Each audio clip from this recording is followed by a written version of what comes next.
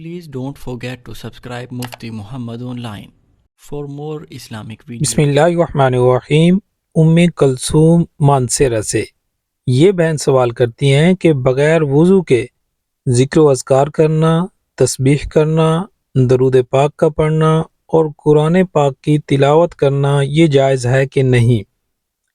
دیکھیں، قرآن مجید کی تلاوت کرنے کے لیے وضو کا ہونا یہ شرط نہیں ہے۔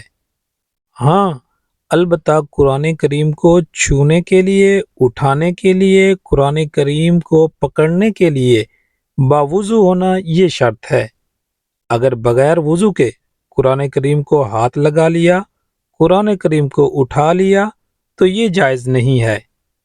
اب اگر کوئی بندہ بغیر وضو کے زبانی قرآن کریم کی تلاوت کرنا چاہتا ہے تو پھر اس کے لیے تلاوت کرنا جائز ہے، وہ بغیر وضو کے بھی تلاوت کر سکتا ہے، مگر افضل اور بہترین عمل یہ ہے کہ باوضو ہو کر قرآن کریم کی تلاوت کریں، لیکن قرآن کریم کو چھونے کے لیے، اسے اٹھانے کے لیے ہر حال میں وضو کا ہونا یہ شرط ہے۔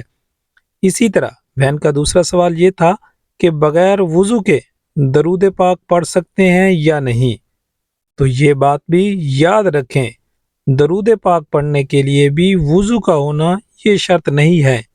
ہاں، البتہ اس میں بہتر یہ ہے، افضل طریقہ یہی ہے کہ باوضو ہو کر درود پاک پڑھا جائے، لیکن اگر کوئی شخص بغیر وضو کے بھی درود پاک پڑھتا ہے تو اس کا درود پڑھنا جائز ہے۔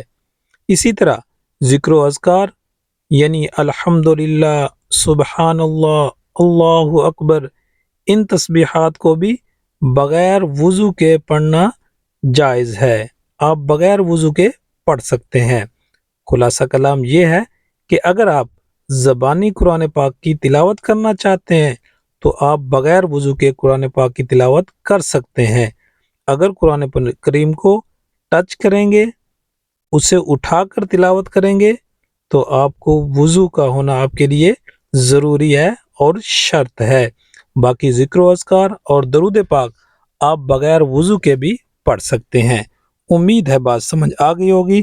اللہ تعالی ہم سب کو سمجھنے کی توفیق بخشے، آمین۔